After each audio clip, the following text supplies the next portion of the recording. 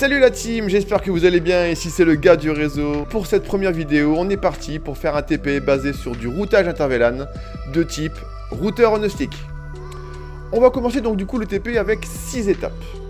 Étape 1, VTP, étape 2, trunk, étape 3, création des VLAN, étape 4, attribution des interfaces au VLAN, étape 5, routage, étape 6, DHCP. Première étape, on va venir configurer ici le VTP.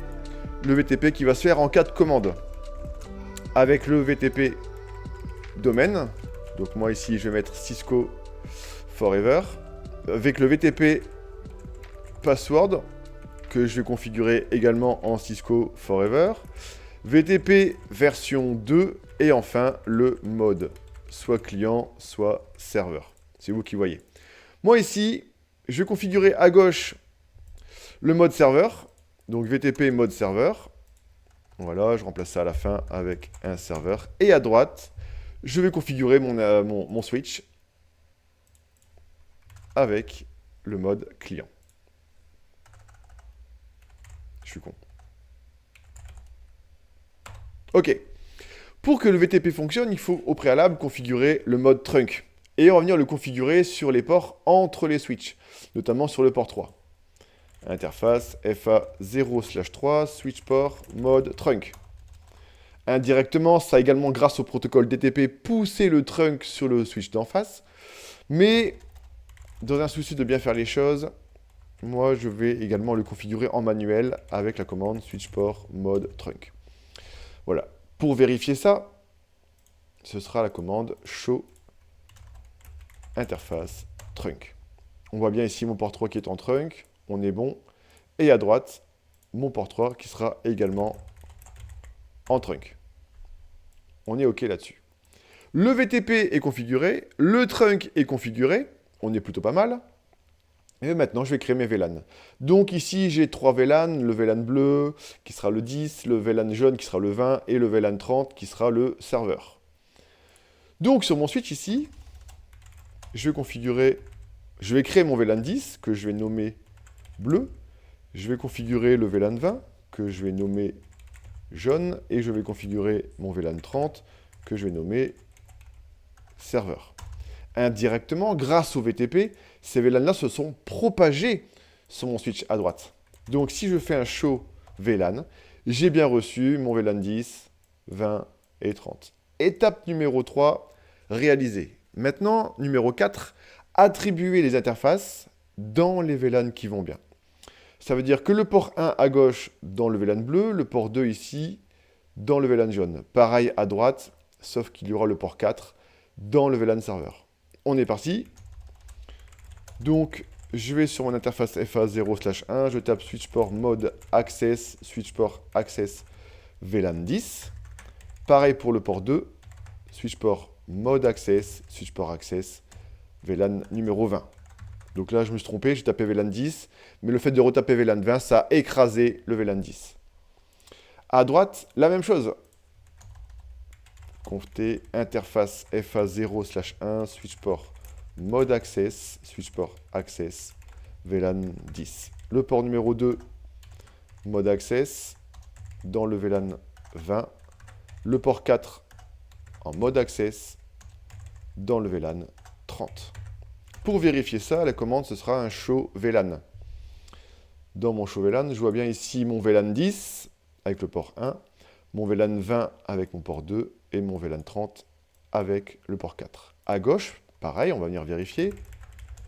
Je vois bien ici mon port 1 qui est dans le VLAN 10 et mon port 2 qui est dans le VLAN 30. Ok, on est bon. Et bien sûr, je n'ai aucun VLAN, enfin aucune interface dans mon VLAN serveur. Ça voudrait dire que là, mon PC bleu qui est en 10.1, que je vais aller configurer, 10.1. Voilà. Passerelle, j'en ai pas encore. Devrait pouvoir pinguer mon 10.2 qui est ici. Voilà. Donc, si mon 10.2 ping le 10.1, on est bon, ça fonctionne. Mon PC qui est en 20.2. Donc là, c'est 20.1. Petite erreur ici à ce niveau-là. Voilà. Et là, en 20.2. Voilà. Mon 20.2 devrait pouvoir pinguer mon 20.1. Et on est OK là-dessus. Mon serveur qui sera en 30.1, lui par contre est inaccessible encore par personne. Déjà parce que mes PC n'ont pas de passerelle et parce qu'il n'y a pas de routeur pour faire la communication entre les différents réseaux. C'est là qu'intervient l'étape numéro 5, mise en place du routage. Donc on va s'attarder ici sur le routeur. Pour que le routeur puisse distinguer les VLAN 10 et 20, même le VLAN 30, il faut qu'il puisse recevoir les trames taguées avec le fameux protocole ici, donc de la commande trunk, le protocole .1q ou la norme 802.1q. Pour ça, ça veut dire que si le switch d'envoyer des trames taguées, le port 4 doit être également en trunk. Interface, FA 0/4, switch port, mode trunk. Il faut savoir que même si je fais un no-shot ici, mon interface restera toujours rouge. Parce que ce n'est pas le switch qui pose problème, là, c'est l'interface du routeur qui est down. Donc, on va aller maintenant sur le routeur et activer cette interface-là. Sur l'interface FA 0/0, je vais venir faire ici un no-shutdown. OK, et là, automatiquement, l'interface passe au vert. Sur un routeur, on peut configurer donc plusieurs IP, d'accord, sur une interface, à condition d'avoir des sub-interfaces. Parce que si je tape plusieurs IP sur une interface, seule la dernière IP sera prise en considération. Donc, je vais venir créer ici l'interface FA 0/0 qui se base sur l'interface physique, celle que j'ai déjà branchée, 0/0, et je vais venir créer la première sub-interface 0/0 point et un numéro séquentiel. Moi, j'ai pris le numéro 10 parce que ça se rapproche du VLAN 10. Voilà. Et je vais configurer donc cette sub-interface dans le VLAN 10 avec la commande encapsulation.1q. C'est là qu'on retrouve le protocole 802.1q généré par le trunk qui va comprendre les tags du VLAN 10. Et à cette condition-là, je vais pouvoir taper l'adresse IP 10.254. Voilà. Si vous mettez l'adresse IP avant, ça ne fonctionnera pas. Vous aurez un message d'erreur. Et pour preuve, regardez, si je veux configurer ma sub-interface 0/0.20 et que je configure une adresse IP en 20.254, il va me dire que ce n'est pas possible parce qu'il faut d'abord configurer l'interface avec l'encapsulation 802.1q, 802.1.10 ou ISL. Donc, on va configurer l'encapsulation. Voilà. Et seulement maintenant, je peux pouvoir configurer l'adresse IP et c'est passé. Donc, vous avez compris le principe. Je crée maintenant ma sub-interface 0/0 pour le VLAN 30 avec l'encapsulation du VLAN 30 et avec l'adresse IP 30.254. Si on fait un petit récap des différentes commandes, voici ce que j'ai et de ce que vous devriez avoir. On a créé ici 3 VLAN, les trunks. La communication fonctionne bien entre les PC d'un même VLAN. Maintenant, on va venir tester la connectivité entre les différents VLAN.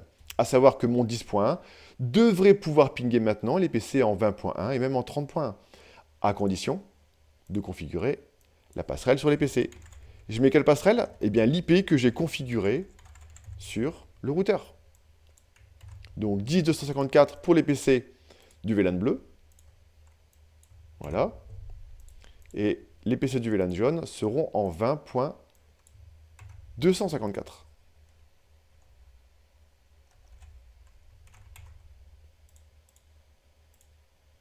Sur le PC numéro 3. Hop, voilà. Maintenant, le serveur également sera configuré avec une passerelle en 30.254.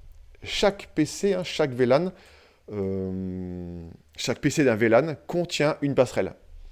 Maintenant, si je lance un ping depuis mon PC du VLAN bleu vers mon PC du VLAN jaune, eh bien mon 10.1 va remonter sur le routeur, puis redescendre vers le PC du VLAN jaune.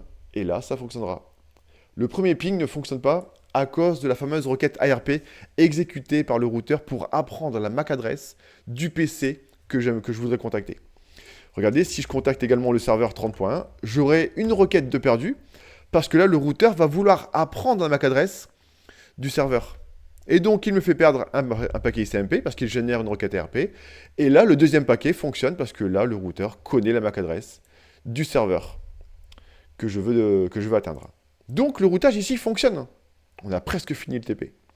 On arrive maintenant à l'étape finale, qui sera le serveur DHCP.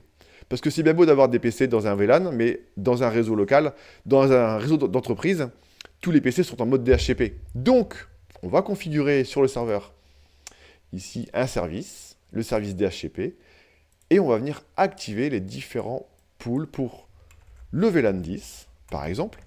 Voilà. Dans ce VLAN-là, je vais attribuer une passerelle en 10.254. DNS, j'en ai pas pour l'instant, donc j'en mets pas. Et je démarre à partir de la première adresse IP, 10.1, avec par exemple un maximum de 25 IP, par exemple.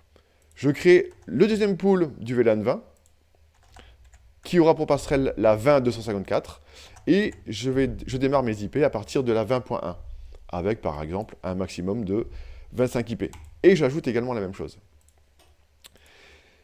Si je passe directement en DHCP sur mon PC, on va s'apercevoir que mon PC ne pourra pas contacter le serveur, bien qu'il le ping.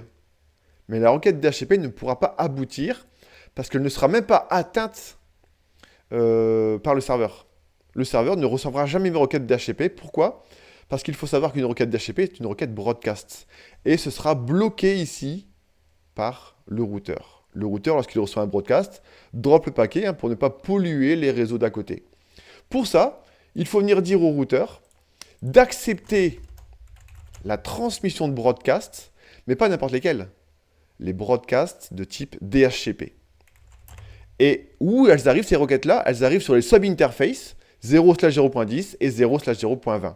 Donc, moi ici, je vais faire un range de l'interface 0/0.10 et de l'interface 0/0.20. Et sur l'interface-là, sur les interfaces-là, je configure la commande IP helper address qui va venir rediriger, entre autres, d'accord, l'un des broadcasts DHCP. Ça redirige également d'autres choses, mais moi, ce qui m'intéresse, c'est vraiment le broadcast DHCP. Et je les redirige donc en unicast vers le 30.1, l'IP du serveur. Vous avez vu, je n'ai pas configuré ici la sub-interface 0/0.30. Il n'y a pas de poste client. Seules les interfaces 0/0.10 et 0/0.20 vont recevoir des IP des postes clients, des demandes de Discover, de DHCP Discover, de différents postes clients. Et c'est l'interface-là qui doit relayer l'information vers le serveur DHCP. Eh bien, si c'est OK là-dessus, votre PC va pouvoir recevoir une IP maintenant, provenant du serveur DHCP. PC0 reçoit une IP du VLAN 10, PC1 reçoit une IP du VLAN 20, le PC2 reçoit une IP du VLAN 10, voilà, et enfin, le PC3 reçoit une IP du VLAN 20. Et on est OK là-dessus. Maintenant, si je teste la communication entre mon 10.1 vers mon 30.1, par exemple, ça fonctionne. Si je teste vers mon 20.1, ça fonctionne. Si je teste vers mon 20.2, ça fonctionne. Bref, tout fonctionne et on a réalisé le TP. Et voilà, c'était le gars du réseau et on se retrouve bientôt pour une prochaine vidéo. Allez, tchuss!